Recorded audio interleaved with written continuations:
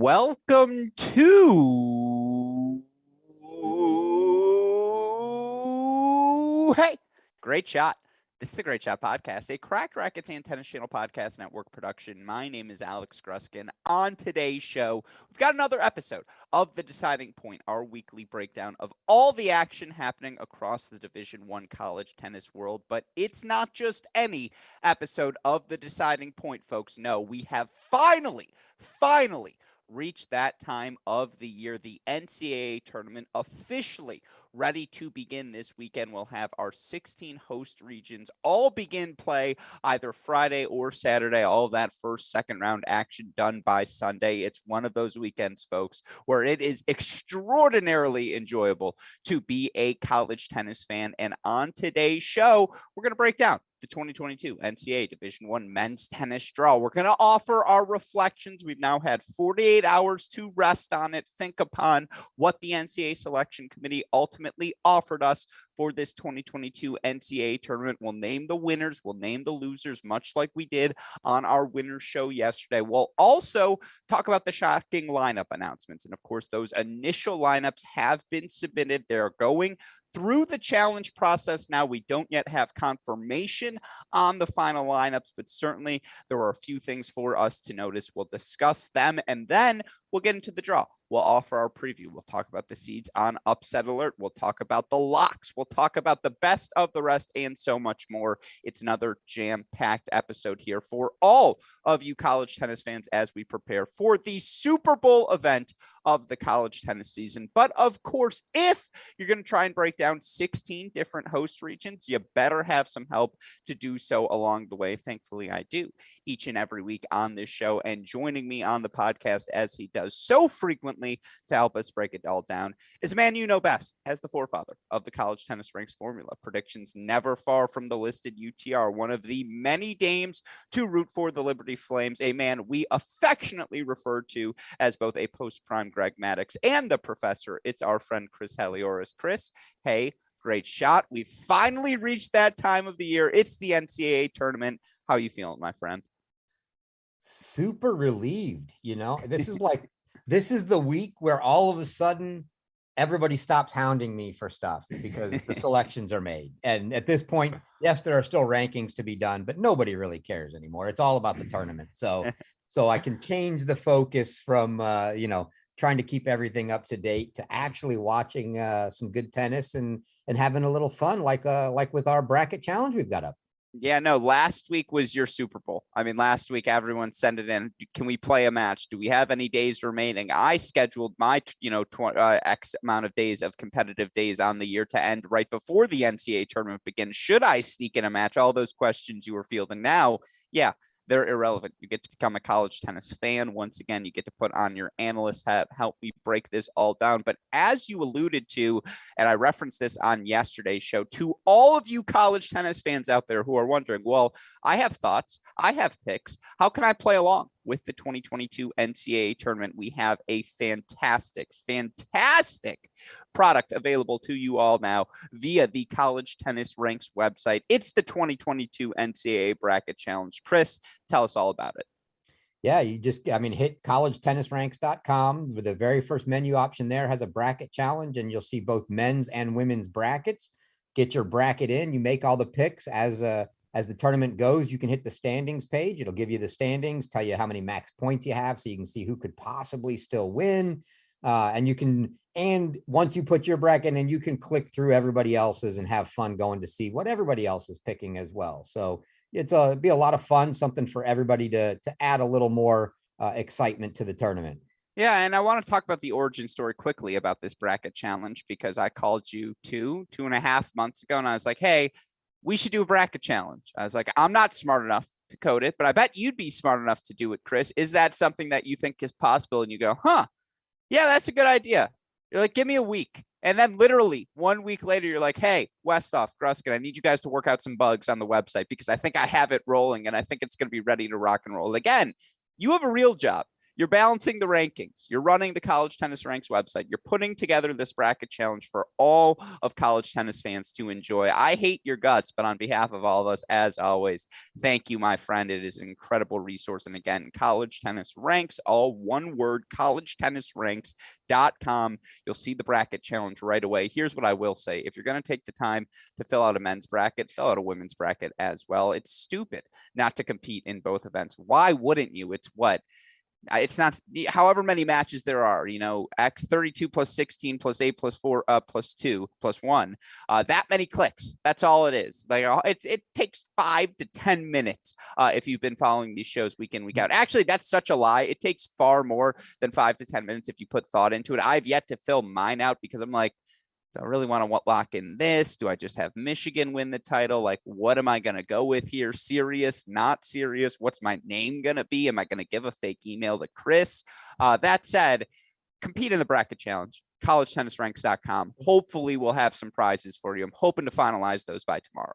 And that's the beauty is all you have to give is you have to put in an email just so if we end up with prizes, we have a way to contact you and actually know who you are. Nobody actually will know that email will not be visible to anybody. No one can see that, only me.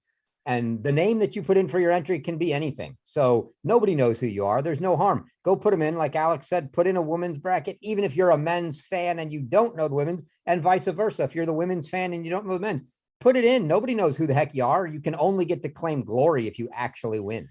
1,000%. And as we say every week here on our episodes of The Deciding Point, the whole reason we do this here at Cracked Racquets is so that all of us in the college tennis community can connect with one another. There are way more of us fanatics out there than you would think. And again, an opportunity like a bracket challenge on the College Tennis Ranks website, the perfect opportunity to connect, compete with one another in the most fun way possible. Maybe we should play for Chris's 401k. It feels like a win to me.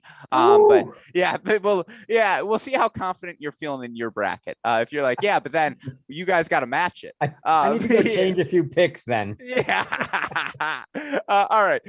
With that in mind, again, on today's show, what we want to do, talk about the winners and losers, the lineups, break down the draw for all of you. Of course, the reason we're able to do that day in, day out, week in, week out here on this show is, as I mentioned, because of the support we get from all of you to be able to embrace this college tennis community has meant the world to us here at Cracked Racquets, from Scotty B all the way through all of you who have participated on our shows throughout the course of the year. We're immensely grateful for that fact. I see you, Dendaloo the Yankee, somewhere out there as well. And again, we appreciate all of you coaches, players who have embraced us as well. Made this such a fun show, such a fun season, of course. A massive shout out to our friends at SwingVision and Turna as well, who are the lifeblood of this show. And of course, at SwingVision, they're at the forefront of everything happening in artificial intelligence. Now, you hear me say it every week. I'll just keep it simple this week. Download the app. You'll see it yourself. You'll have access to more information than you thought possible from your tennis performance. And again, you'll have it all at the palm of your hand. Use that promo code CRACK20 when you do sign up. You'll get $20 off a 14-day free pro trial as well. Again, go check out that SwingVision app, the most efficient way to improve your tennis in the modern day. Of course, a huge shout out to our friends at Turn who've been with us since the beginning and have been supporting tennis fans everywhere for so long by providing the best equipment in the business, whether it be their grips, whether it be their big hitter Silver 7 tour string, you name it, they've got it. You can join the Turner family today by contacting sales@uniquesports.com. You mentioned we sent you, they'll hook you up with free samples, hook you up with discounted pricing, treat you like family as well. A huge shout out to our friends at Turner for their continued support. Again, remember, contact sales@uniquesports.com to join the Turner family today. The last thing I would say to everyone tuning in, tomorrow will be our final NCAA preview show. It's going to be a mailbag show. Any of you with questions for myself, for Chris, for John Parsons about any of the men's or women's action we anticipate to see unfolding over the next 3 weeks, send those questions in at Crack Rackets, at AL Gruskin, at College Tennis Ranks, at J Tweets Tennis. We're going to try and answer everything, folks. Again, that's tomorrow night, 9 p.m. Eastern time on our Crack Rackets YouTube channel. Thursday, 9 p.m. Eastern time, I suppose, depending on when you hear this. If you hear this in podcast form on Thursday morning, know that we are recording again live Thursday night, our final preview show, that mailbag special. Hope all of you are able to send in your questions so you all feel most prepared for the NCAA tournament. But of course, for you to feel prepared, got to get to our preview show. got to talk about the 2022 Division I men's NCAA tournament draw. With that in mind, Chris, we both had 48 hours to rest on it, reflect upon it. Let's talk about our winners and losers from the 2022 NCAA draw. And I think the place we have to start, the biggest story on the NCAA tournament board, is one that involves both a winner and a loser. And that's Middle Tennessee State, who we can acknowledge very, very clearly, 27-4 overall, conference champions, 2-4-3 victories to secure that conference title. It was an exceptional season for Jimmy Borendame and the crew. And look, we talked about it all year long on this show with their victories over Arizona, with their victory over Auburn. They were absolute with the way they played in conference play as well. You know, they had put together, I think they have wins over Louisville and Notre Dame perhaps as well. They had put together a resume certainly in the mix to be a top 16 seed. But when they lost to Tulsa near the end of the season, we said it on the show. We thought that was it. There goes their chance. And you look at the final edition of the ITA rankings, Middle Tennessee 19th, not just 1 point or 2 points within the margin of number 16 Arizona. They were multiple points behind the Wildcats. And yet in the end, the committee rewards the number 16 seed to Middle Tennessee State. Now, that's why they're a winner. Why are they on this loser board then as well? Because they're not actually going to host this weekend's play. They didn't, we have talked around and multiple sources confirming this now. The program did not submit a host bid, and that is part of what you have to do to host the NCAA tournament opening 2 weekends. It's 2 separate processes. The NCAA selection committee selects the top 16 seeds. Prior to that, though, you have to submit your host bid. And again, even a team like a Texas A&M, let's say, who is outside on the border, 26-25, they may even submit a host bid just in case something happens at the conference tournament or just in case something funky happens at the end of the season. Anyone can submit a host bid just in case things break their way. Again, from what we are able to report here tonight, Middle Tennessee State did not do that. I think that's why they have to end up on this loser list as well, because ultimately, despite being the number 16 seed, they will still be traveling to NC State, the 2 seed in their region, but they did submit a host bid. Therefore, the number 2 seed in Middle Tennessee's region was always going to be the host. NC State was selected. Therefore, they're going to be the host in that region. There's a lot to unpack there, Chris. I know I just said a lot of different things. Let's start on the winning side of the equation because we're glass half full here at Cracked Racquets. Why did the selection committee select Middle Tennessee as the 16 seed? Break down that process for us, please. Yeah, so when the committee goes through for seeding purposes as well as for bubble purposes, they look at teams back to back, and they generally start, from the top down. So we get to Arizona at 16, and they have 4 criteria that they evaluate teams against when they're comparing a primary pair of teams together to say, should this team be above the other? And those are A, head-to-head competition, B, results against common opponents, C, strength of schedule, and D, wins versus teams that are already selected in the tournament. Now, will you say that one more time, please? Yep. So head-to-head, very straightforward. And I'll get into how they measure these, but head-to-head is obviously very straightforward.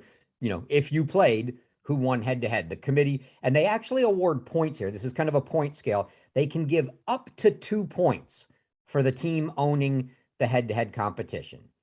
Okay. Then you come to results versus common opponents. It doesn't exactly say how many points in the manual, but you can read the championship manual, pre-championships manual.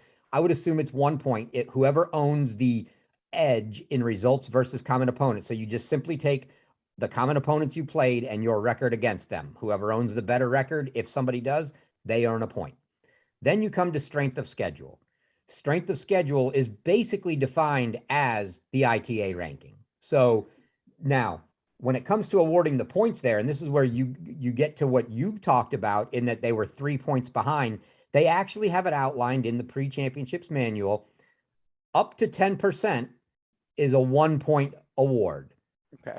After that, there can be a 2 point award. And then if it's a huge gap, it could be a 3 point award. And the only reason I bring that up is if you go back and look at, say, the Michigan-Ohio State gap, it might be, it might be different. Here, it was a slightly less than 3-point gap with numbers around 40. So it was less than 10%.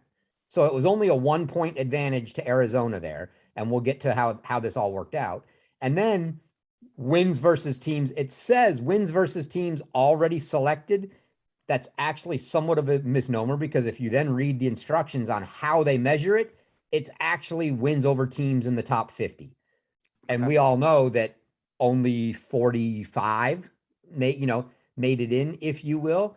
And there are teams outside the top 50 that are automatic qualifiers that are in, but it's basically defined as wins against the top 50. So when you take that for Middle Tennessee and you bounce Middle Tennessee up against Stanford first, you look at the area where they're going to win out is the results versus common opponents. They win there. They being Middle Tennessee. Who did they? Do you have this in front of you? Who they beat? I know you tweeted out. Well, they beat for Stanford and San Diego both. They beat Arizona. Both those teams lost to Arizona. Okay, Middle Tennessee beat Arizona. Stanford and Stanford and San Diego both lost to them. Correct. There is no head-to-head. The strength of schedule obviously favors the other teams because they're in front of them. So at that point, I would assume we're even. And I didn't go count the wins versus teams already in the tournament. It wouldn't be too hard to do. I would assume Middle Tennessee must have won out in those matches in terms of wins against top 50. And, we could look. I'm going to assume that Middle Tennessee had more wins against top 50 teams. That seems a little. I'm going to look as we're saying this. That seems a little, given the other teams being in not San Diego, but at least Stanford being in a or Arizona in a power conference. Yeah, at the same Arizona, time, you think about it: Cal, UCLA just outside the top 50, Arizona State outside the top 50, Washington. So I count nine top 50, 9 top 50 for Middle Tennessee. Okay. If I look at Stanford, it's definitely not 9. 1, 2, 3, 4, 5, 6, 7, 8. Okay, still and if close. I look at San Diego, it's 8. Okay, so, still very close, but edge Middle Tennessee plus the edge with the win over Arizona, so that's 2 victories. And they only lose there was no head-to-head, and then they lose the ranking version, so they get 2 points. Stanford, San Diego both get 1. Middle Tennessee passes both of them.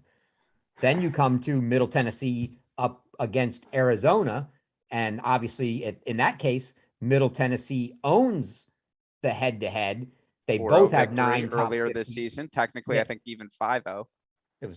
They both have the same number of top 50 wins, so no edge to Arizona there. And then I didn't go through the common opponents, but I assume that's how must be the common.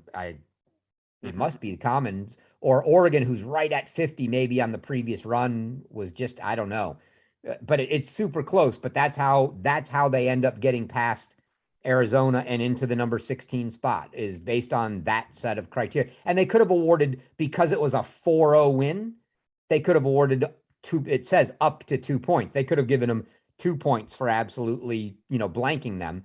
And then they drop 1 on the fact they're ranked behind them. And that's how they get by. I mean, so that's a lot of hogwash. I'm just going to come out and say it, and I appreciate you taking that hogwash. That shows you where my brain is today. But I appreciate you taking the time to explain that, to try and offer our listeners, our viewers, the thought process of what happened there. It's the inconsistencies. So you're going to do all of that chicanery, all of that calculating for the number 16 seed, but you're not going to look at number 4 and 5 and say, well, wait a second.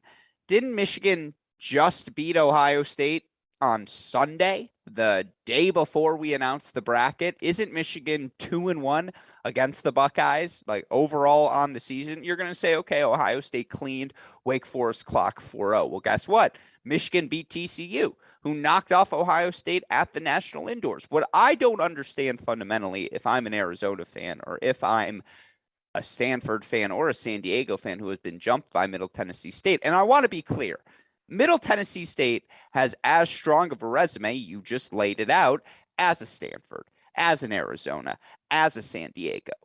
But why the committee makes the decision to make this the one adjustment they're going to make. Everything else is going to go by the travel matrix. Literally, everything else, men's and women's, is going to go by the travel matrix, Well, except for this. Like, no, what do that's we not. do? But that wasn't the case. So obviously, and we'll talk about that as when we get there. 8, 9, 10, Wake, Kentucky, South Carolina, the way they came in the rankings did not end up that way, and that was not travel matrix. That was an adjustment.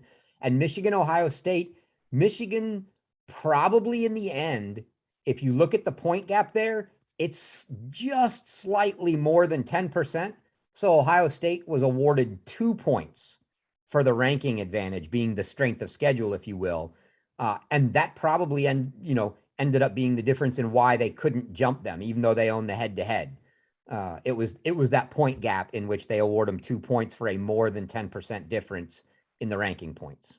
I guess to me, it's absurd. Why is that worth 2 points? Like, how are we determining this scale? That is what I would like to ask the NCAA committee. And I think we here at Cracked Rackets would offer them a neutral platform to say, hey, here are some questions we're curious about. How much thought goes into these, again, into the formula? How much weight goes behind that versus the results, versus the rankings, versus the travel matrix, trying to keep expenses down? All things we talked about yesterday with Jay. Again, you laid out the case. That's why Middle Tennessee State is a winner. Strength of schedule, top 50 wins, head-to-heads. Ultimately, they get that boost over Stanford, over San Diego, and ultimately Arizona, whom they beat head-to-head. Let's talk the flip side, and we're going to do this more quickly, because I don't think we need to pile on Coach Jimmy Borendame, who, it's a top 5 all-time tweet, us against the world. Like, it's got to be on the short list. That was exceptional.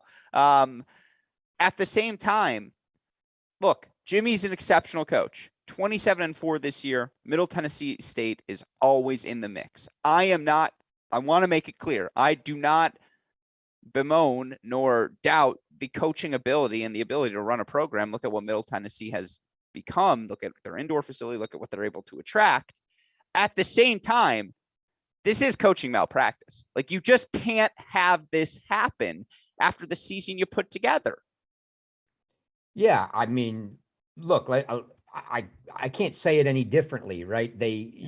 Yes, we love Jimmy. He's done a great job at Middle Tennessee. He's gotten the team where they were, where at, a mid-major where they are, that's actually in the conversation for being a top 16 seed. Not in the conversation, Chris. They're 16. Yeah, and they ended up 16. But and regardless, and this is what I'd say, I feel like I should be able to say this on behalf of Jimmy, because this is what he should say, even though I'm sure we're not going to hear from him.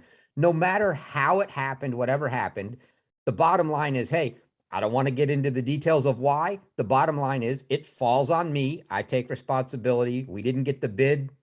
Hang it on me. And hence the "it's us against the world" tweet from him yesterday morning, right? It's, that's the attitude he's got to take. And yeah, I'm sure he can't feel great about it, right? But it is what it is at this point. It falls on however it played out. Ultimate responsibility still comes back to him for however it didn't get done. And now they just got to go on the road and win at NC State. Fire in the bellies. Number 16 seed going on the road, as you mentioned, to NC State. And with them in mind, winners. NC State, king of the little things. Kyle Spencer, excuse me, who, despite being the number 2 seed in their region, ultimately get to host the first 2 matches of the NCAA tournament. And look, this NC State team is extraordinarily young. And yeah, they have some older pieces, certainly at the top of their lineup, who have contributed and have experience. But for this young nucleus, who they have high aspirations for in Wolfpack Nation, to get potentially 2 NCAA tournament matches at home, to get Chris Halioris to come watch the Liberty Flames now at home as well. What a swindle. Like, what a win for the Wolfpack. Yeah, I take particular exception to this, because now instead of driving 2.5 hours to Murfreesboro, Tennessee, I'm driving 8.5 hours to Raleigh, North Carolina. So that's the real blame I have to lay on Jimmy. My drive just got 6 hours longer. But no, yeah, what a great thing for NC State. I mean, they weren't expecting it, but like you said, everybody puts, you never know what's going to happen. You put your bids in, and it turns out that, yeah, so the region they got assigned to, that team didn't put a bid in. So So they do it, and no, and let's be clear, teams generally do that for, you mentioned it, reasons that you don't know what's going to happen in conference tournament, but all kinds of other things can happen, right? There can be facility issues, there can be just Weather, whatever it things may going be. on at Yeah. the host regions that don't even allow them to host. And so these two, most of the two seeds will generally, they need to put a bid in anyway on the off chance that the one seed that they get assigned to can't host. And in NC State's case, yeah, that's exactly what happened. And they couldn't be happier. And looking at the weather forecast for this weekend, Friday and Saturday both look like rain. I mean, the gods are really shining on Raleigh, North Carolina now, because they couldn't have it, they couldn't ask for anything better than a pop than it might even be indoors. Yeah. I mean, they're not bad outdoors either, but I'm sure they love the whole indoor setup just because that's courts that the other teams aren't used to playing on. Certainly, Liberty hasn't been there to play on them. Middle Tennessee's not accustomed to them. Great situation for NC State. 4 indoor courts as well. It's a double host site with the men and the women. God, please don't rain. Otherwise, that Saturday is just a long Saturday for the facility people in North Carolina State. All right, let's go back to the loser side. The West Coast, and I mean, it happened in both the women's and the men's. Unequivocally, the Pac-12 receives no top 10 seeds. No top 10 seeds, Chris. Just one top 16 seed. It was USC. Ultimately, Arizona passed by Middle Tennessee for that regional host. And if you're Arizona, you're kicking yourself for that conference tournament loss, quarterfinals to Washington. Certainly, it was a desperate Washington team who ultimately gets into the tournament, but man, you're kicking yourself. San Diego, you're now headed to USC instead of a Middle Tennessee, instead of an Arizona as expected. And of course, the Trojans knocked off San Diego. That was the 5-0 scoreline, excuse me, earlier this season. Pepperdine, they thought they were going to USC for the millionth time, a USC team they have had success against over the past couple of seasons. Nope. Now Pepperdine's headed out to South Carolina, cross-country trip, California conditions to the swamp that is South Carolina. That's certainly a transition. And then it has to be mentioned, and we're not piling on, UCLA misses the NCAA tournament for the first time in program history. It was a rough selection show for the West Coast, Chris. Yeah, I mean, outside of it, yes, it was, but outside of the Arizona deal, which, unfortunately, I still remember I'm watching one screen and we're like 30 seconds delayed on the other. And when I saw Middle Tennessee, I freaked out and you're like, oh, you're ahead of us, slow down. But yeah, honestly, outside of Arizona, getting passed over for the 16, we knew everything else. We knew UCLA wasn't going to make it. The San Diego, piece was simply a byproduct of Arizona not hosting. I think had Arizona been hosting, that's where we would have seen San Diego, and Pepperdine would have been at USC. But now all of a sudden Arizona's not hosting, and okay, one of the schools can go to USC and the other one has to travel further than the 410 miles that it was for San Diego to go to Arizona. So yeah, Pepperdine earns the flight across the country. So yeah, I mean, yes, disappointing for the West Coast, but I think other than the Arizona thing, all of that was known heading in. It was just, that was really the culmination of just a disappointing year on the West Coast for some of the teams. I mean, great seasons for teams like San Diego and Pepperdine, but yeah, teams like UCLA, nobody in the top 10. I mean, that's, we kind of knew that, and that was an all year thing. Well, here's my thing is that the thing we were monitoring, could the Pac-12 sneak into top 16 seeds? Could a Stanford grab one? Could an Arizona grab one? The answer was no. And we thought, well, okay, if one of those teams aren't grabbing it, probably going to be one of Pepperdine or San Diego. Nope, not the case. Neither of them get the chance to host. And, Utah's got Ole Miss. It's not an easy match. Washington's got Pepperdine. That's not an easy match. It's like, can we play this on the West Coast and then we'll fly over? It's like, do we really both have to make the trip?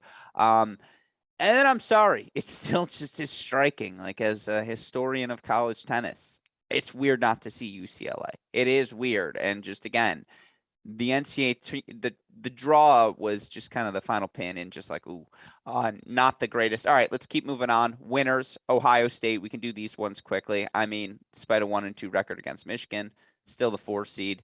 pathway to the quarterfinals now goes through USC instead of Texas. And I think Texas is the team with the most question marks, the highest ceiling, but perhaps the lowest floor of any of these top 16 seeds, or certainly the delta, I should say, between ceiling and floor as wide as any team in the tournament. And yet, like, I mean, the Buckeyes are the 4 seed, and like a fourth match versus Michigan as your quarterfinal opponent. I actually think, I mean, I'm curious what Ty Tucker would think about that regardless, but I think if you're a Buckeye fan, Columbia, Notre Dame, like, is the winner of your second round match. And then again, USC instead of Texas, I feel better.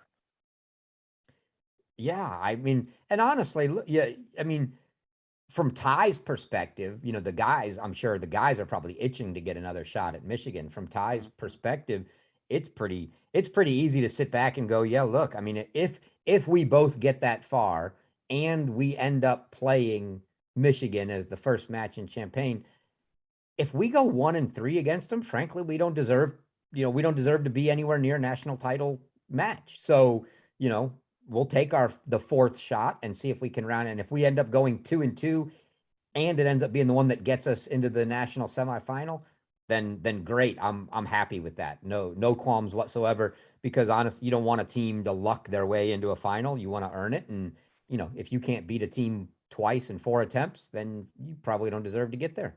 Fair. All right. Loser side, flip side of it, winners of the Big Ten Conference. And since we're never going to get to break down that match, let me just sneak in 2 minutes. God damn, did the Wolverines play good in Madison. Oh, my goodness. To drop the doubles. And let me just say, it was really freaking good doubles. To be without Gavin Young, Bickerstaff comes in, and I love you, Bick. But at one point, Ty Tucker looks at Cannon and JJ and says, if you hit a single ball, not to Bickerstaff's backhand volley, I'm just going to default the match. He's like, what are you guys doing? And again, Bick held up well. He and Styler, I like that team if Gavin is going to be injured going into the NCAA tournament. And I do think that's a serious concern. But, I mean, you should have seen Maloney Votzel. Like, just big man tennis. Kingsley Styler was top 150 tennis at worst. Like, just two guys who, if you leave a short ball, I'm hitting big, I'm moving forward. The physicality. Fenty, Tracy. Fenty had set point in the first set. And again, 6-4 win for Tracy was, I think, the third or fourth singles match off the court. I mean, the depth for Michigan is real. Beatty gets another win. Nino was excellent against Trotter. And then, I mean, Maloney comes through, Styler comes through. You swept the top 2 and you swept the bottom 2 against Ohio freaking State. Wolverines are winners, let's be clear. But man, I would have preferred USC over Texas. I mean, not like that much more, but like Texas is just the team. Like, okay, I didn't put them in the winner category. We'll do this sneakily. When you look at the left side of the draw, and all due respect to TCU, who has beaten Texas this season, won the national freaking indoors, and beat Texas on the way to doing so, and Ohio State, who's been excellent, and Michigan, who's been excellent. Texas is the team that made the NCAA semifinals last year. And it's like, all those guys are back. I don't know how healthy any of them are, but like, they might think, all right, Florida's not on our side. Baylor's not on our side. Tennessee's not on our side. We are the most experienced team on this left side of the draw. I would say they were sneaky winners. Yeah, it's always one of those be careful what you ask for. Right? Sure. I mean, you look at it and you think, yeah, I'd rather play USC than Texas. And then, karma comes and you play USC and they beat you 4-1. So, that's what you have to think. And it's tough. You can look at it. I mean, I've done it as well. I look at it and I go, I don't care who you are. I just want to avoid Florida until the final. Yeah. But if you have to beat them at some point, maybe it doesn't matter. But yeah, it's tough to pick the path that you want. You just got to go out there and win the matches. Yeah, fair. All right. Well, then last winner, Kentucky, who all season long, was it going to be them? Was it going to be Wake? Was it going to be South Carolina? Was it going to be Georgia? In the end, it's Kentucky who gets that number 8 seed. Break it down for me. Yeah, much like we did before, same criteria. You have Wake at 8, Kentucky at 9, and we are now talking the thinnest of thin margins when you compare. So they have common opponents. In those matches against common opponents, Kentucky 4-4, Wake 4-5. Edge Kentucky, point there. Wake is ahead in the rankings, point there. We're back to even. They didn't play head to head. So now it all comes down to wins versus the top 50.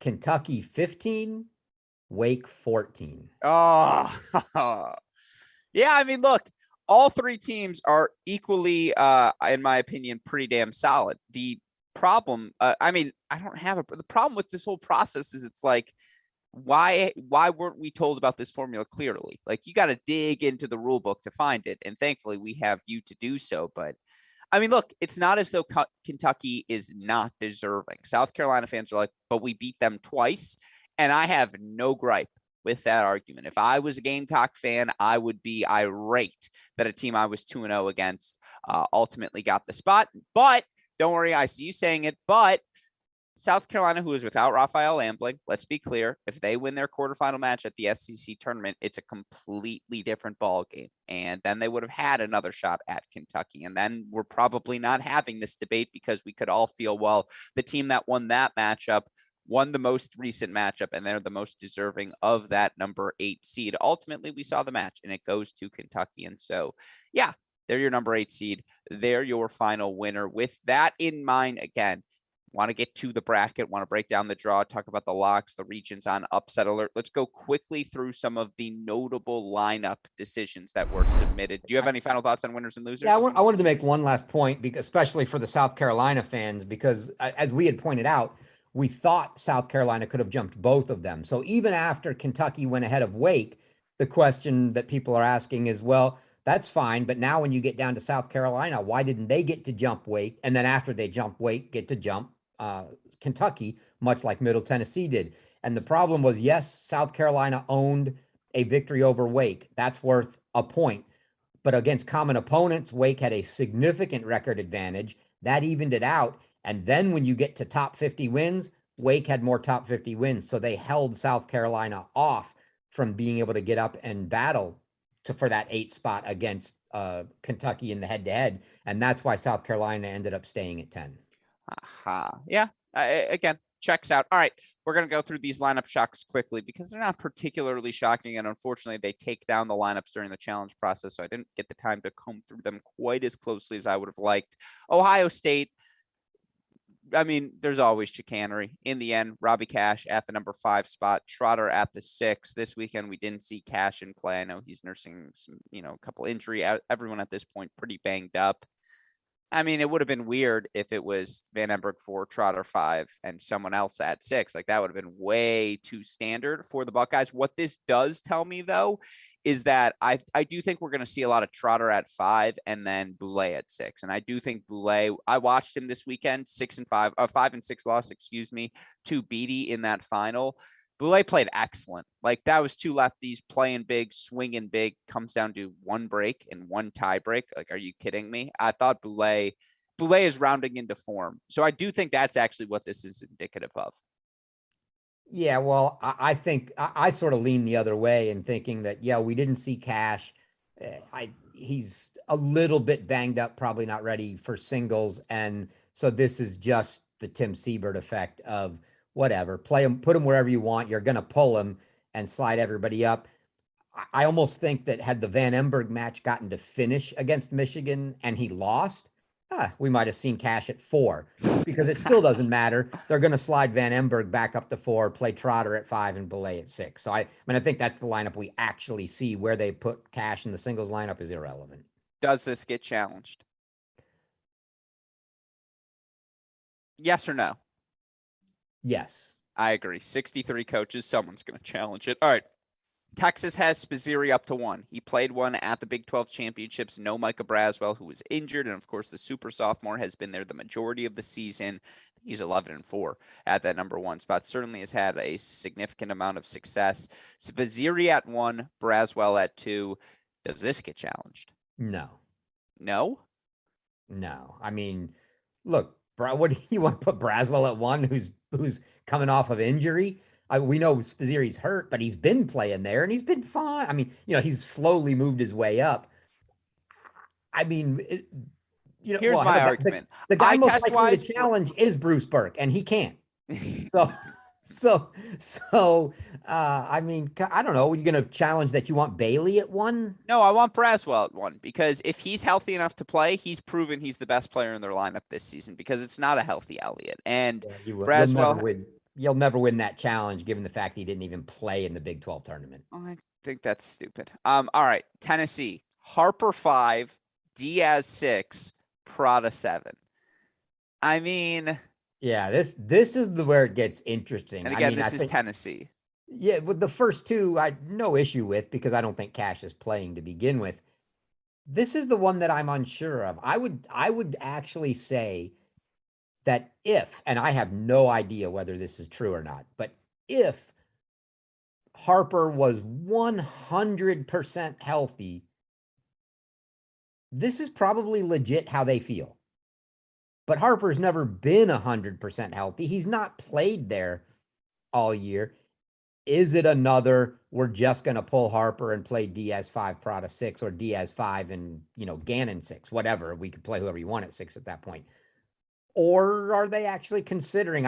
That's why it's interesting to me, only because I wonder if are they legit considering playing Pat Harper? Yeah, I mean, look, he's played fewer than 10 singles matches, I think, during this dual match season. Like, we like his aggression. I like his energy. Certainly Prada, Gannon, they've all had their shots at that number 6 spot. No one's securely, firmly held on to it. At the same time, you pull Harper, you play Diaz at 5, you play Prada at 6, or Gannon at 6, who's in that 8 spot. Like, it's still kind of the same lineup. The question is, will they actually play Harper? And I have no idea what the answer to that question is going to be. I'm sure that one gets challenged because why not? How about Virginia, though? Botzer to 6, Gianni Ross to 5. Again, I will accept formal apologies from you and Matt at any time. I mean, look, let's be honest. This was coordinated all year long. A We conspiracy theory? we can not play him, make him go to class and don't even practice that much so that he can be justified at the bottom of the lineup. I mean, yeah, you can't possibly it's a legit lineup. You look at the results, I have no problem you show me the results on paper at what's happened. I have no problem with the lineup. It's only when you go, it's Bar Botzer and he's at 6 that you're like, come, really? Yeah. but Oh, but it's a total legit lineup. I agree with you. The thing that would, surprise, again, I would argue the other way. I'd challenge and say, hey, actually, can we go Botzer back at 5 and Gianni back at 6? Or like, that's the one I would have challenged if I'm the other coaches, because I do think Gianni Ross has been better than Bar Botzer this season, certainly by result. And that said, you're right. The guy who clinched the 2018 NCAA championship is now playing 6 singles. Yeah, scary stuff for the Who's. With that in mind, let's get to our hosts. Let's get to our draws. Let's get to our 16 regions. Talk about the seeds we have on Upset Alert. Talk about how we expect this weekend to unfold. We have 3 seeds with alarm bells ringing, sorts of Upset Alert. And I think the place we have to start, we alluded to at the top, number 16, Middle Tennessee State, who, again, 27-4 overall on the year. They have experienced seniors and 5th years at the top of their lineup. Stein Slump, who's 16-7 overall at the number 1 spot. Francisco Roca, 18-4, but 13-4 at the number 2 spot. They're 22-2 as a team at the number 6 singles position. And, again, Chris Edge, another 5th year, 20-8 overall in dual matches this season. This team, and by the way, 55-17 in individual double sets. It's not as though it's been a cupcake schedule for them either, right? They've gone and again earned victories over an Auburn, over the Oklahoma State of the world on the road, and again against Louisville's and Virginia Tech's of the world. They've played good matches throughout the course of the season. The fundamental issue is they're now on the road.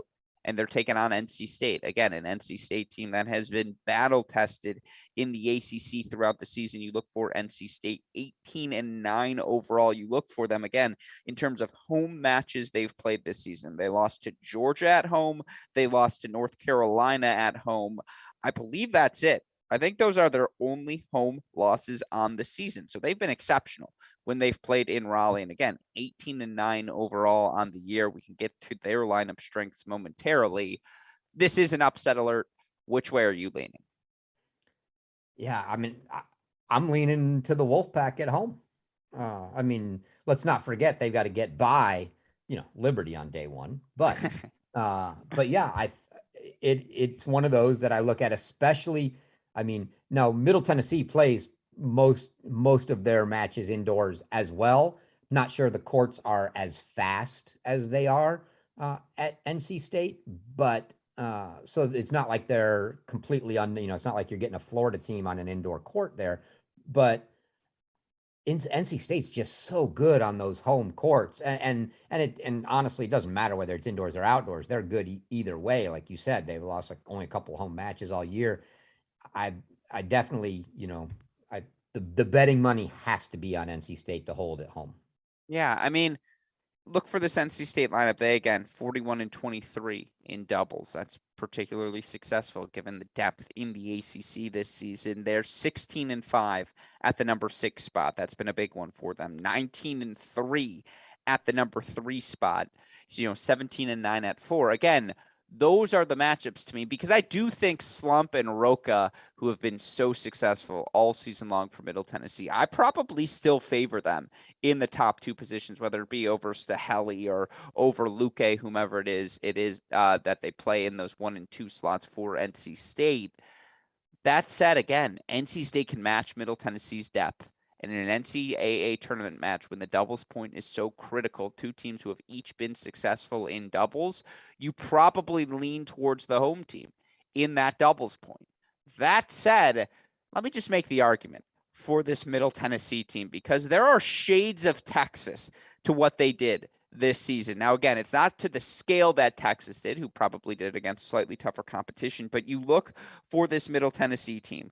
4-3 win over USF, 4-3 win over SMU, 4-3 win over UTSA, 4-3 win over Charlotte, 4-3 victory over Texas Tech.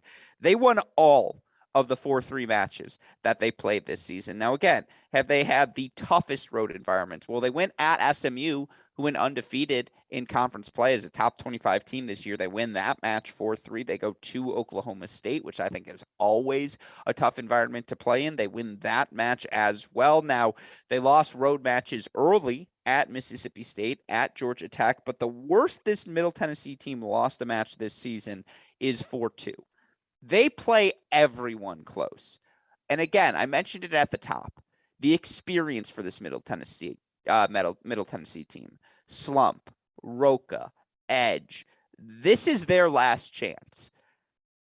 It's an extraordinarily hungry and now chip on the shoulder Middle Tennessee team against a very young but at home NC State team. It's 4-3 either way, right? Like, I do not anticipate this match. It's definitely not going to be a 4-0, 4-1 blowout. I don't expect a 4-0, 4-1 blowout, but I wouldn't say it's definitely going to be 4-3. If NC State, I don't see if Middle Tennessee is going to win it. I definitely see a 4-3 type match. I can see a world where NC State grabs the doubles point and gets off to a quick start. And I think from my recollection of their lineup, to your question, it was Rafa was at 1, Staheli was at 3, Rosen's at 4. So I can see a world where they get 3 of those and it's a 4-1 match, or they get 2 of those and a long grind somewhere, and Damian Salvestre comes on at 5 and gets a quick one. I don't know. I mean, it's possible. I think if Middle Tennessee is going to win, it has to be just a knockdown, drag out 4-3 battle. Well, I think that's why I like the 4-court arrangement if they have to go indoors, because give me Slump and Roca to get obviously they have to win the doubles point. But give me Slump and Roca in the first 4 matches to put 2 points on the board, which they have done so frequently for their team this season. And then what? Chris Edge is out there battling a freshman. Like, don't you need, like, that's the match he just has to win. He just has to if this team's going to advance. Yeah, and I think that's going to be one of the keys to watch, as we've talked all year, and we've raved about these NC State first year guys, right? That they're Mhm. playing, and they've been fantastic. Now the question is, hey, does all of a sudden, oh, it's NCAA tournament time? Does any of that inexperience pop out, or do they just keep rolling like they have been in big matches all year? That we'll see. See, I expected you to come in and say, yes, it is an upset alert, but not in the way that you think. Give me the Liberty Flames over NC State. You did not do that again. Middle Tennessee playing host to Liberty, to UNCW, to NC State. That is certainly one of the most fascinating regions of the weekend. You're picking NC State. I'll take Middle Tennessee. Give me the chip on the shoulder. Us against the world. Top 5 tweet. I will take Middle Tennessee to advance this weekend. Let's move over now. Stay in the state of North Carolina, but move over to Chapel Hill, where the UNC Tar Heels played their way to to a top 16 seed. And fun fact for you, Chris, did you know that since the beginning, since March 6th, this UNC team has lost just 3 matches. They lost 5-2 at Duke, 4-1 at Wake Forest, 4-3 in the conference final against Virginia. UNC has played its way into form.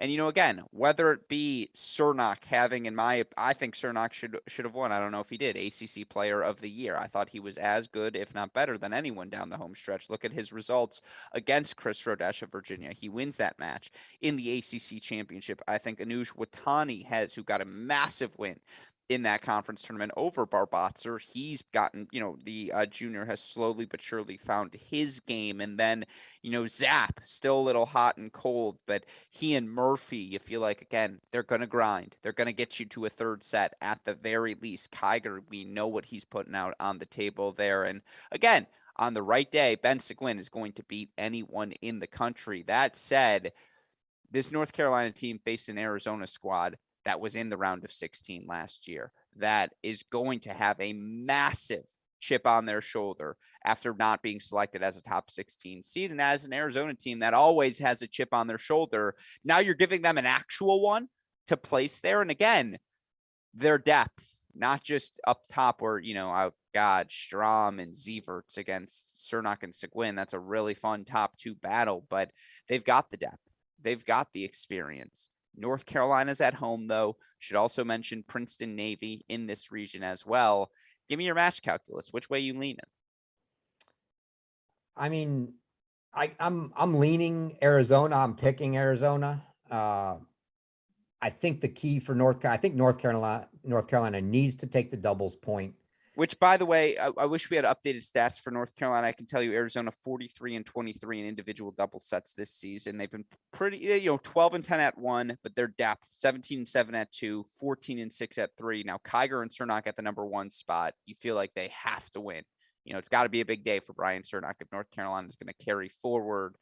Those bottom 2 matchups are very interesting for Arizona. Sorry, go on. Yeah, and look, the one of the key matches to me for North Carolina is going to be Ben Seguin at 2. I mean, you know what you're going to get out of Cernak, and that's going to be a great match. Even if he doesn't win, it's going to be a good match. Arizona, we've talked about all year. Well, whatever order they play Strom and Zieverts in, like they're great at 2. 19-3 at 2. Let's be Yeah, clear. the guy that gets to play 2 has been great. Seguin honestly hasn't been great. So I kind of feel like Carolina is almost, if they split there, they're, sure, you always want to win both, but a split there for them would almost be okay if we can take doubles and split there. But now you've still got to go and find 2 in the bottom 4, and that's where it's just so many questions for me. They've been great down the stretch, like you said, but at the same time, the schedule, yeah, a couple really good wins over NC State, for sure, credit there.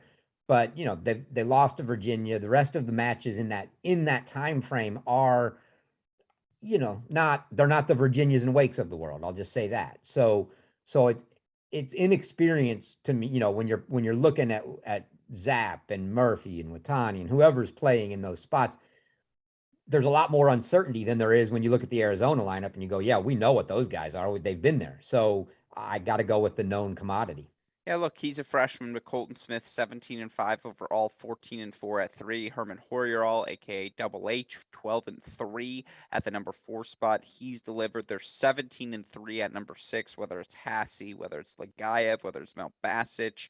Again, they have options in the bottom of the lineup. But again, known commodities, a team that is going to be infuriated.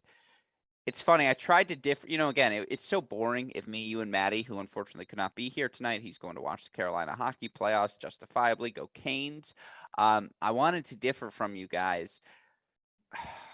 The case you just made, I'm really regretting it. I'm going to pick North Carolina, and here's why. You say their strength of schedule down the season's home stretch was not the strongest. I'm going to disagree with you.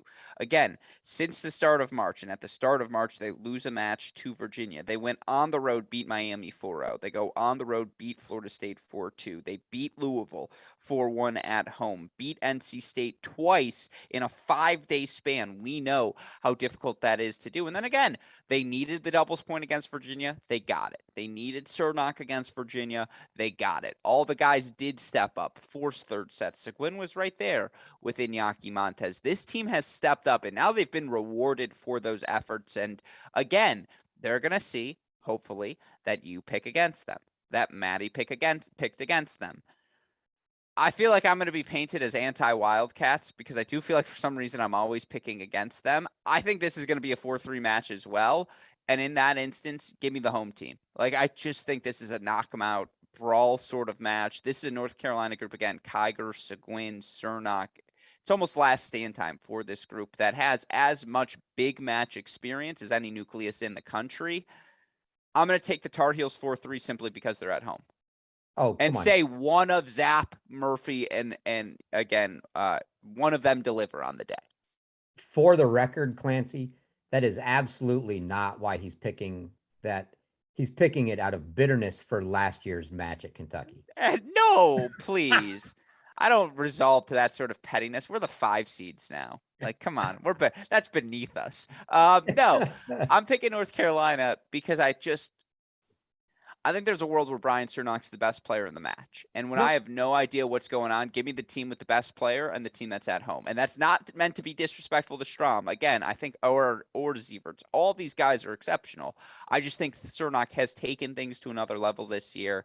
And give me the Tar Heels to defend their turf in Chapel Hill. He's got more weapons. If Carolina at home takes doubles, Cernak does what he can do, uses his weapons, takes that. And to me, the big one then is they get Ben to show up big time for them.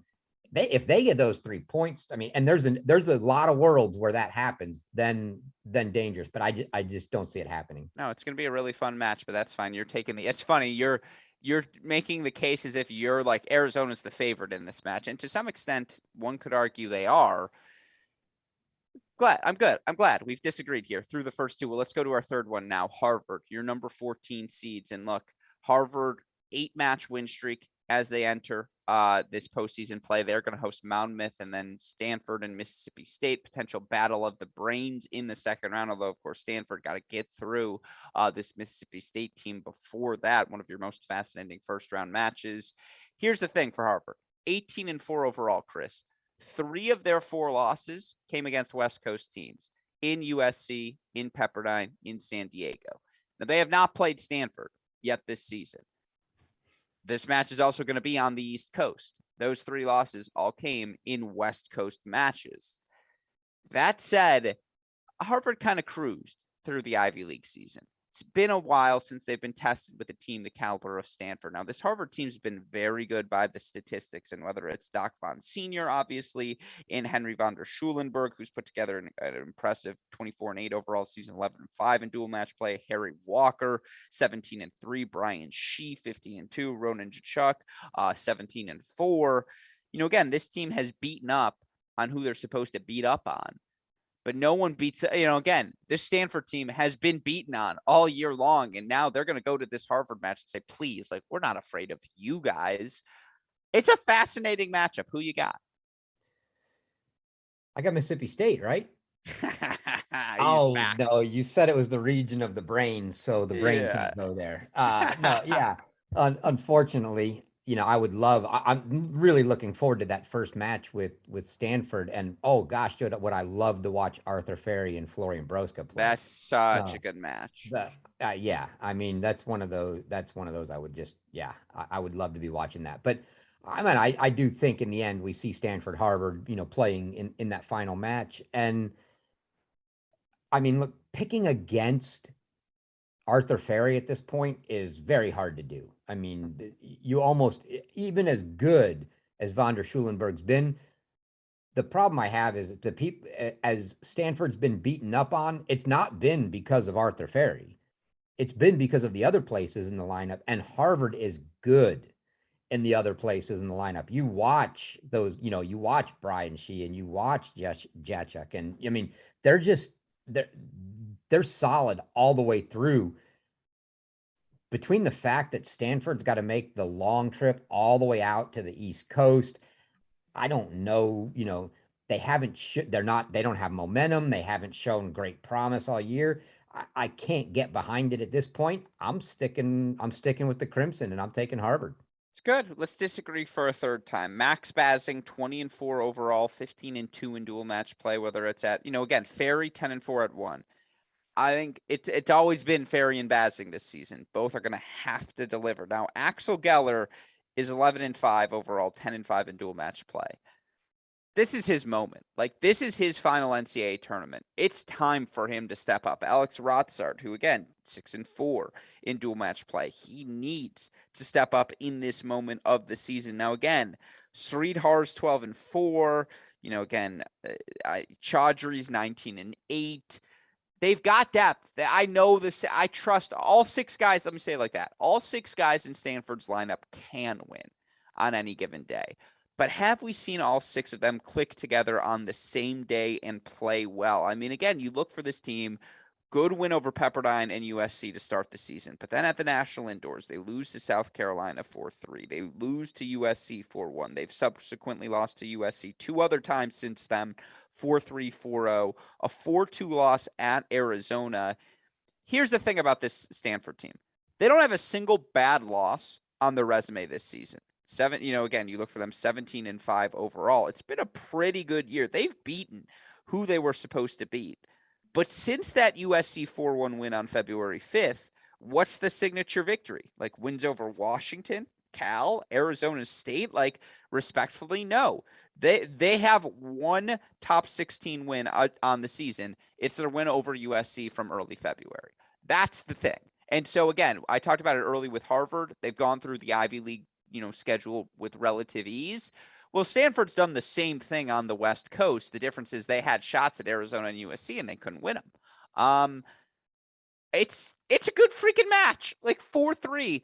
If it's outdoors, I'm gonna take the Cardinal simply because I just think, again, I'm looking at what's the distinguishing. I'm like, well, 3 West Coast teams have beaten Harvard. Like, the West Coast doesn't have much to hang their hat on, but like, is Stanford going to be like, wait, USC, Pepperdine, San Diego beat them? We're not going to beat them. No, let's go kick some Crimson ass.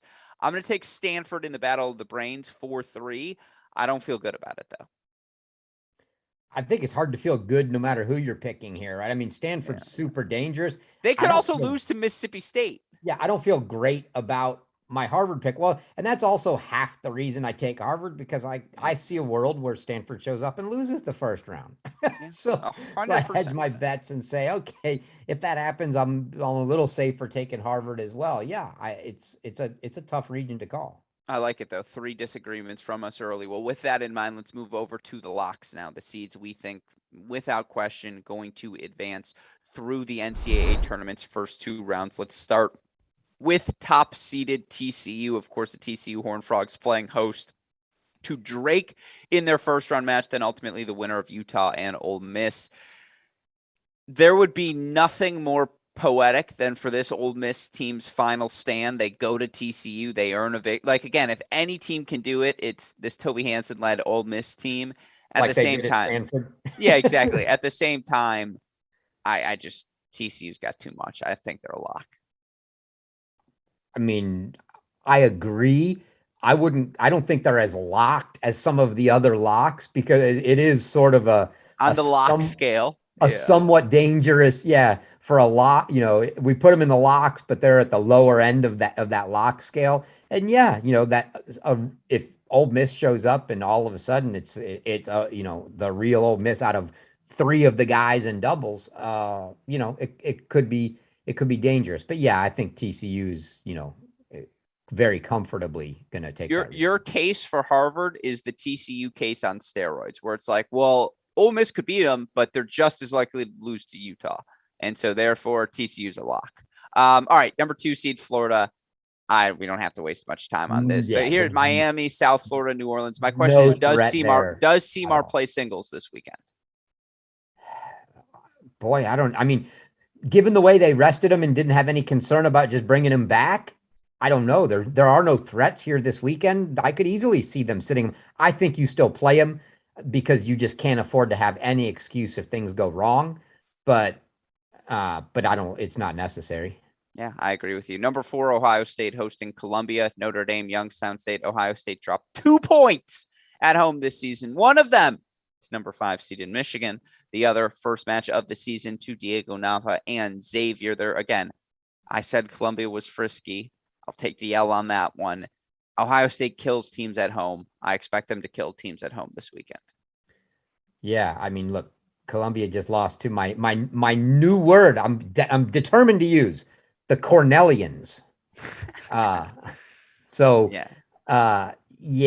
There's nobody's going to touch Ohio State at home. Yeah, I agree. 5 seeded Michigan hosting Oklahoma, Louisville, Western. Westoff, don't get mad at me. We should advance comfortably, right? Yeah, of course. That Louisville Oklahoma match is the only match that's going to, that should be very, very interesting this weekend. That's a great match. I look very forward to seeing that. But whoever gets out of there shouldn't challenge Michigan. I expected Westoff to put an X through that on the graphic and be like, not a lock. Executive producer. Yeah, exactly.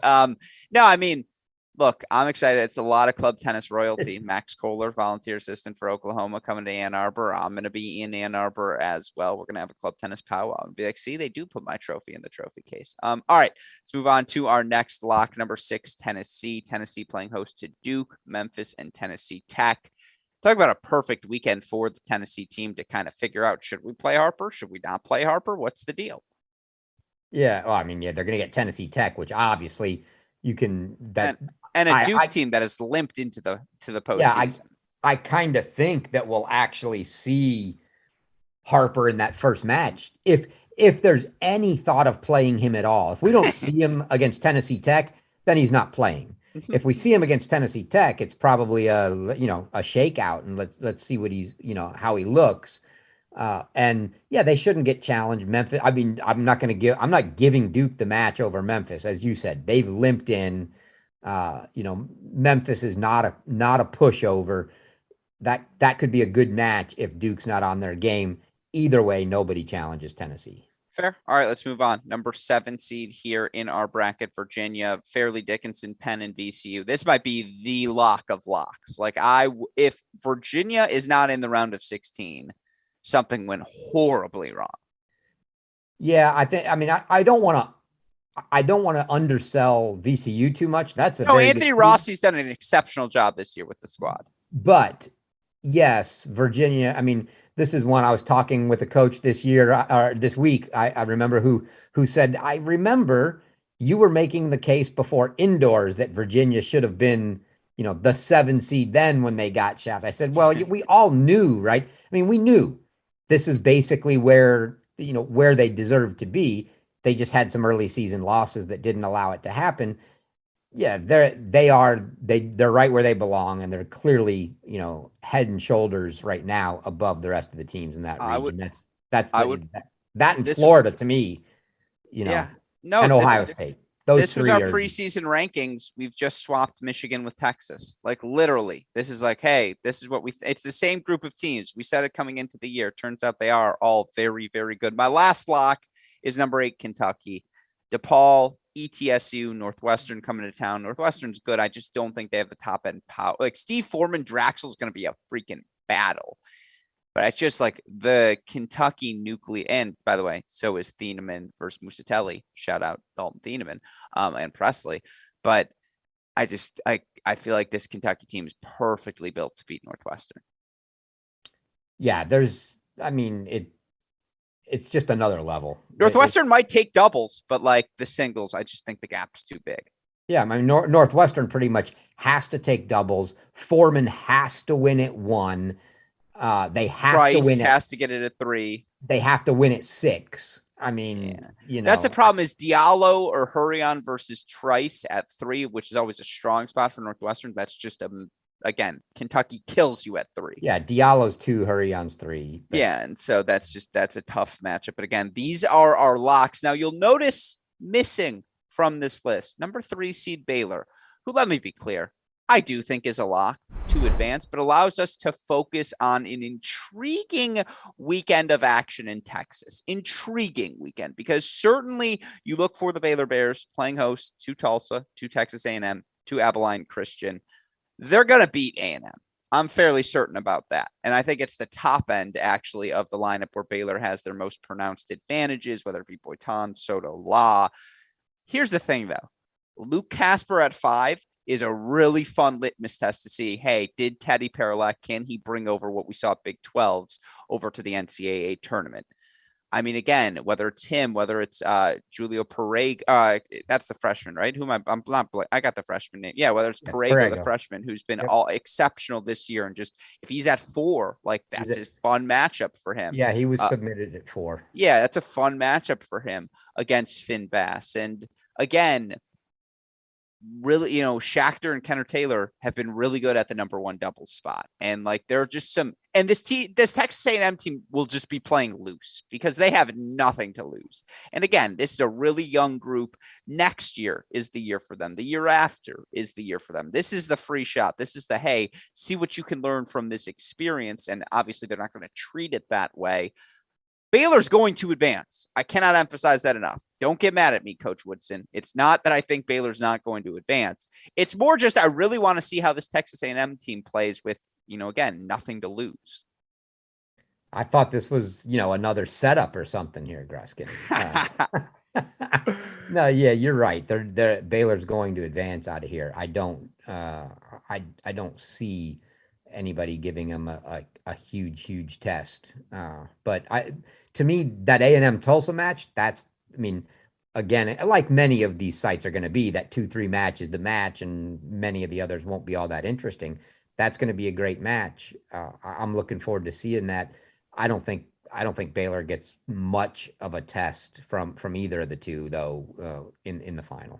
Fair. All right. Well, then how about the other Texas regional where we've got the Longhorns hosting SMU, LSU, and Idaho? I think SMU, LSU is the best first round match of the NCAA tournament, and SMU undefeated in conference play. We spoke with their head coach, Grant Chen, obviously at the end of their conference tournament. LSU, some rumors going around about their coaching situation moving forward. And certainly this group, again, has had a good season. They put a lot of really good matches. There's a lot of depth on that team, whether it's Ken Taylor or obviously all the way through to Boris Kozlov and Ronnie Holman at 1 on the right day. He can beat absolutely anyone. How good is this SMU team? And facing, again, an LSU team that's been through the SEC ringer. I'm fascinated to see that matchup. And then the biggest question mark in the NCAA tournament is Texas. How healthy are they? Who's actually going to play?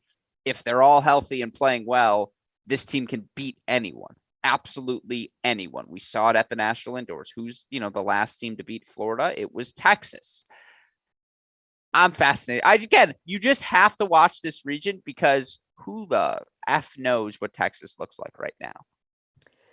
Yeah, and like you said, the SMU LSU got Kent Hunter for LSU, but what did I say, Taylor? Yeah, sorry, Kent Hunter. Thank you. That's a good match where, as good as SMU has been this year, they just don't get a lot of coverage based, the conference they're in, etc. We haven't gotten to see a lot of SMU. We get to do our red zone cut type coverages on some of the conferences, but again, we don't see much SMU. So I'm looking forward to seeing them against an LSU team that we kind of know where that barometer is. They're the, just below middle of the SEC, but a very dangerous team.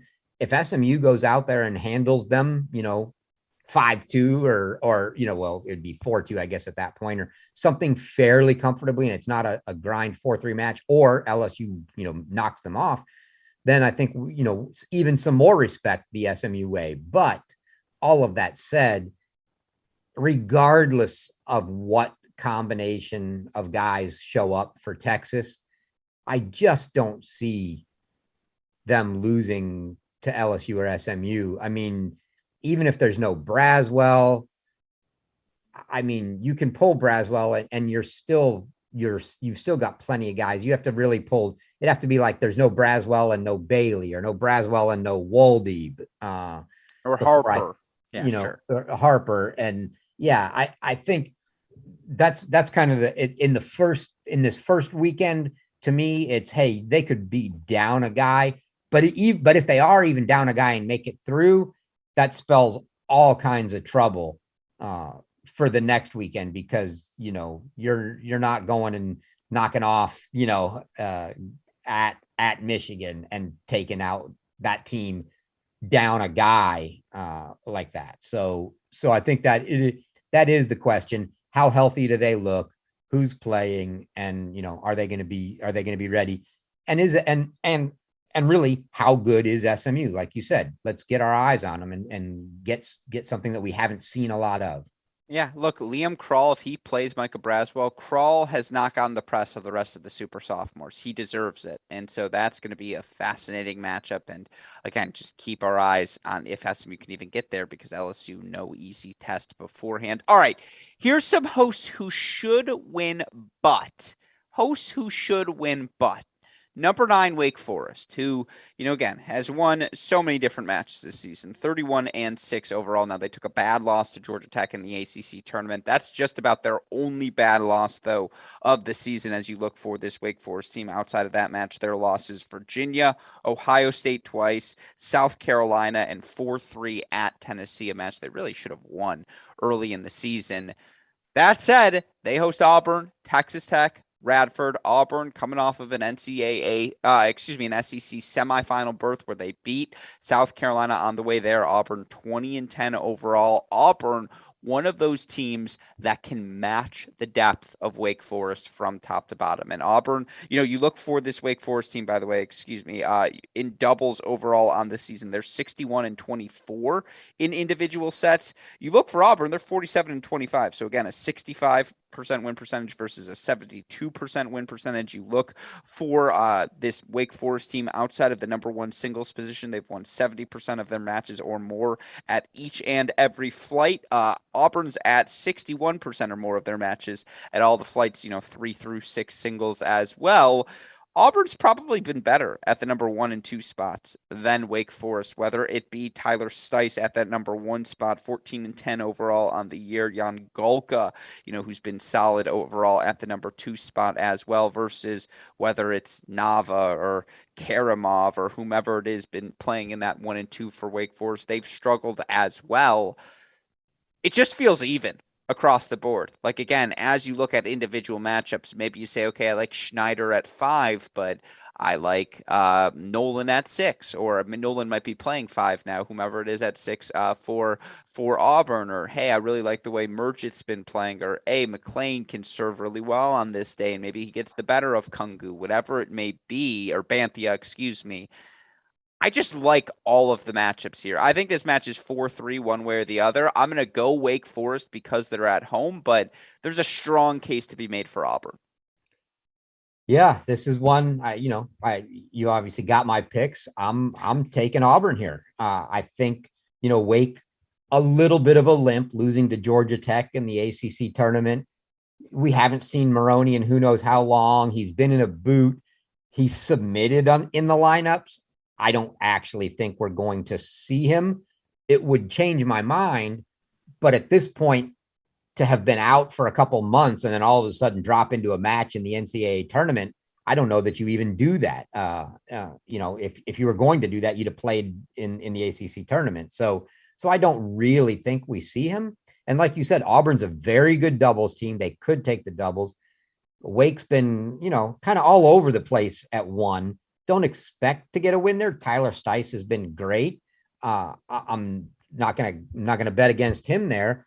So, and then like you said, no, I think, and again, because the lineups are down right now, I glanced through them all. I don't remember these to be sure, but I'll bet that we have both Schneider and Nolan at 5, which will be a heck of a match. That's a delicious match. I would That's feel a lot better for my Auburn pick if we had Nolan at 6, just because I feel like it's a better shot for at that point there. But I like Auburn doubles. I like Stice at 1. I like Nolan. Find another one. I'm going to take I know it's a stretch and it's an upset, but I'm going to take Auburn. I'll take the winner of the doubles point, and since this match is at Wake Forest, I'm going to take Wake Forest to sneak out that doubles point again. McLean and Murgett have looked at every bit the role of defending NCAA finalists, 17-5 overall on the season. But Stice and Galka, 11-7 at the number 2 spot. They've played 1, 2, 3, 4, 5, 6, 7, 8 different combinations at number 3. Now, Wake Forest has done the same thing. Yes, you have the known commodity for Auburn at 1, and maybe that's why you favor them in the doubles point. But I'm going to take Wake to sneak out that doubles point, and then I just think it's a 3-3 split in singles. So I'll take Wake Forest to advance. South Carolina hosting Pepperdine, Washington, and South Carolina State. I mean, the Pepperdine-Washington matchup is brutal, but Pepperdine matches up pretty well with South Carolina. You look for the Waves this season, 14-5 at the number 5 spot, 14-6 at the number 6 spot. You have to win those 2 flights if you're going to beat South Carolina. Pepperdine has the ability to do that. And then again, doubles 33-30, you would expect South Carolina to take that. That is a major issue for Pepperdine, certainly on the road. But DeJong can beat Daniel Rodriguez. And again, for guys like him and Andrew Rogers, Timmy Zeitvogel, it's last stand mode. They need one of the seniors, one of the, the elder statesmen on their roster to deliver. I think this is a dangerous test for South Carolina. But of course, by the way, then again, Pepperdine may lose to Washington, who's as hot as any team in the country entering the NCAA tournament and may have the best player in the region in Clement Shedak. Yeah, I'd have to look back. I had such a problem filling out my bracket that it's like you pick all the favorites all the way through. I want to say this is actually one spot where not from the South Carolina aspect, but I think I might have taken Washington to upset Pepperdine. I just think that, and what a match. I mean, no matter who plays South Carolina, the matchups at 1 at this DeJong or Shedak versus Rodriguez. Yeah, DeJong versus Shedak first, and then whichever team wins, that guy gets Daniel Rodriguez. I mean, that's just some great tennis at the 1 spot. But yeah, we heard from Coach Goffey on our show, that Lambling didn't play that last match in the SEC tournament. They heard right afterward he was clear, everything's fine. That would have been a concern for me, given with what they've got coming in. They're far superior in doubles to these teams. They should win the doubles point with their top 4 guys, even if they still don't get production at 5 and 6. And I think they can get, a split for them is plenty. They just need a split. They get doubles, a split there.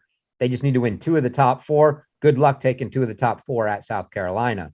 I think they're fine. Like you said, they should win. I don't expect too much of a battle. I'll take South Carolina. After we talked with Coach Goffey, I regretted doing this immediately. I'm picking Pepperdine because there's always one shocker. And this is the team, we said it at the start of the season, all of these pieces put together. This is the chance for this Pepperdine roster, taking on a wounded South Carolina team that's healthier, but slightly wounded. They have the depth. They need to deliver. Again, this is my upset special. Give me Pepperdine to advance. I'll tell you the one surprise that you could get in your favor for Pepperdine is early in the year, we saw Pietro Felon playing 2-3. Then he was gone. And then he comes back, I would presume injury. He comes back and plays a couple matches at 6. He's submitted in their lineup for the tournament at 7. Which anything after 6 is irrelevant because you can play anybody. But what that tells me is, yeah, Coach Schachterly may be going with if he's healthy, Felon at 6. If he's actually healthy, that's a really, really good 6. Yeah. You should feel like you could lock that one in if you're Pepperdine. So that's a big advantage they could have. Yeah. All right. Number 11, Georgia, hosting Florida State, Georgia State, Alabama State. The Seminoles were shut out of just 3 matches this season, 16-10 overall. They play everyone close. I mean, again, do you love anything you saw from Georgia this season? Like, they're at home. Again, I think they're going to advance, but the Seminoles can match up with them pretty well everywhere. Yeah. I mean, you're right. I saw both matches, Florida State against Florida. Mm-hmm. And even though the score lines might not indicate such, because Florida got to 4 and the match ended, those matches had potentials for 4-3 on them.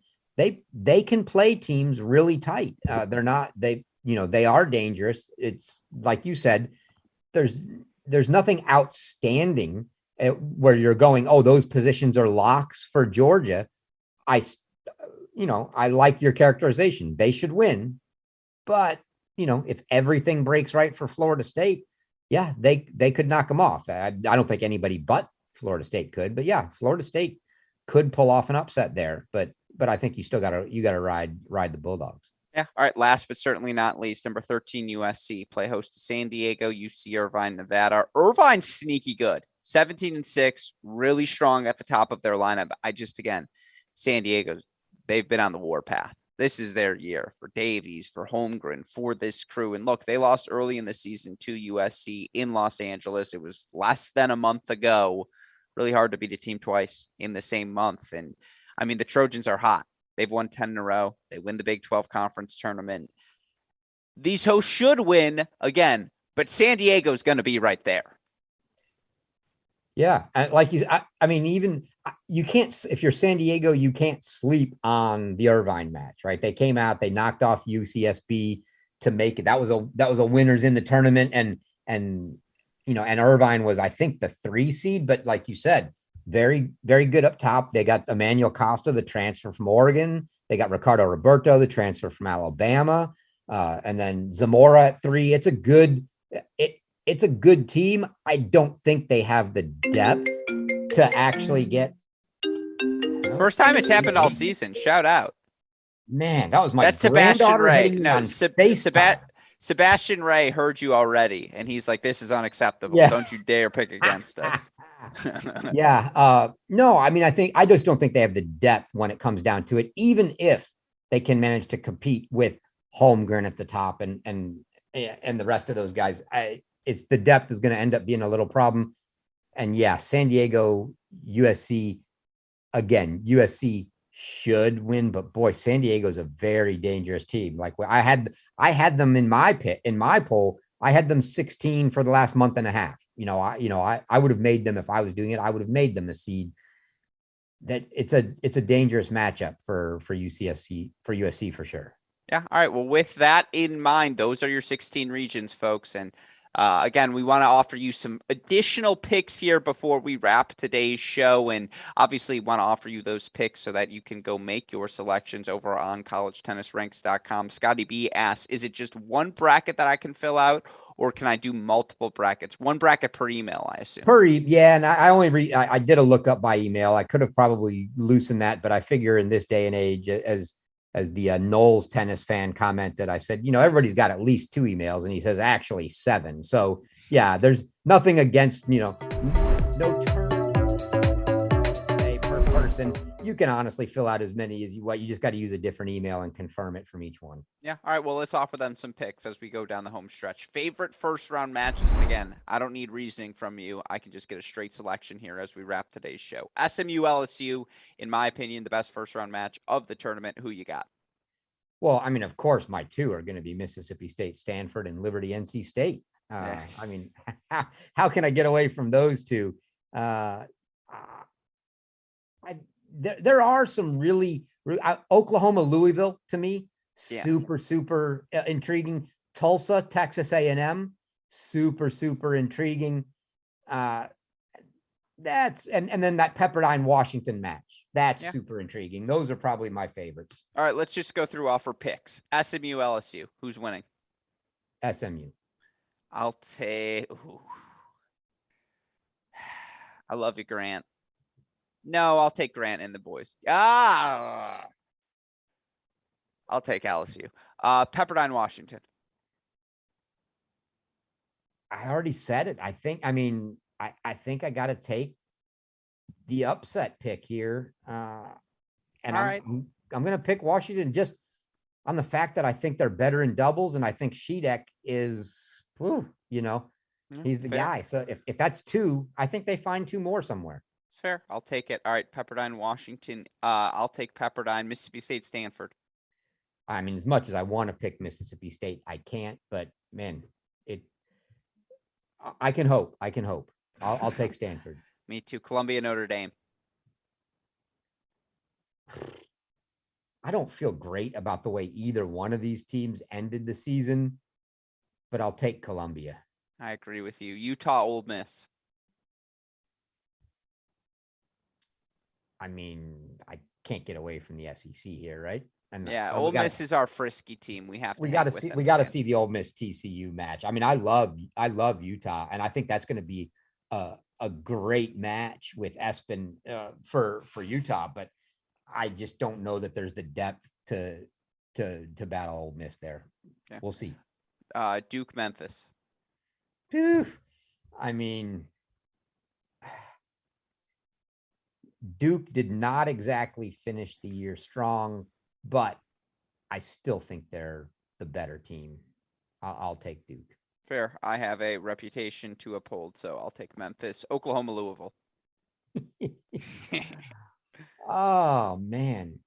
This one, I thought long and hard about this one, and I probably would still be thinking if I wasn't forced to hit submit on the bracket. I'm just trying to think if I really want to change my pick from what I put in.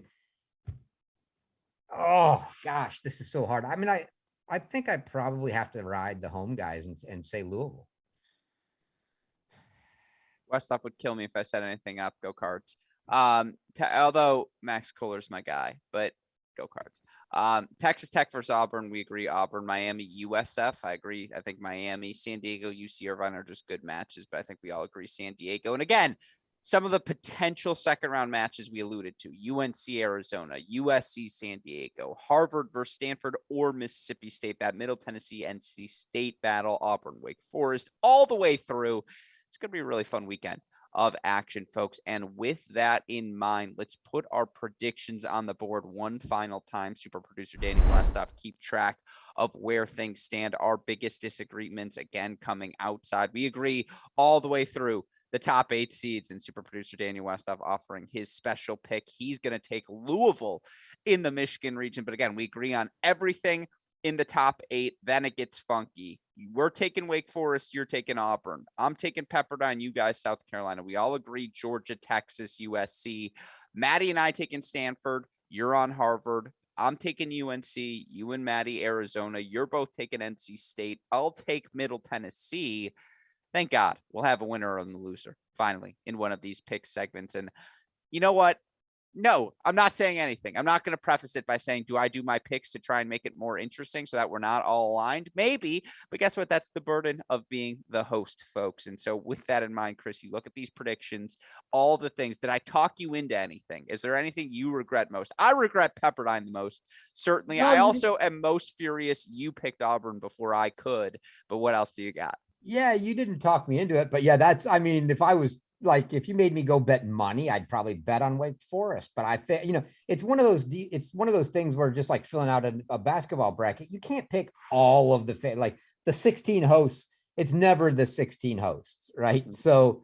So had to go away somewhere. And I even took NC State, who was actually hosting. So I basically have all the hosts except I had to throw one in, and it was either going to be Stanford at Harvard or Auburn at Wake Forest for me. And I thought, I need a really good one. I'll take Auburn. Yeah, I'm too upset heavy. I'm already regretting my choices. But guess what?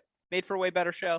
And so with that in mind, of course, if you would like to fill out your picks, collegetennisranks.com, fill out a men's bracket, fill out a women's bracket, play along with us as promises to be such an exciting next 3 weeks here in the college tennis world. Of course, we will be back tomorrow for our final pre-NCAA tournament podcast. We're going to answer all of your questions with a little mailbag edition of the show. Myself, John Parsons, Chris Halioris, 9 p.m. Eastern time here on our Crack Rackets YouTube channel. Of course, you can submit your questions to our Twitter at Crack Rackets. You can also join us again tomorrow to submit your questions live if you would like. Of course, a massive shout out to super producer Daniel Westhoff on the ones and twos. Live producing a different show every day of the week is not easy, folks. He's managing to do it for us as always. Appreciate his efforts and appreciate the support we get from our friends at SwingVision and Turner. Learn more about SwingVision by clicking on the link in the description to this app and join the Turner Tennis family today by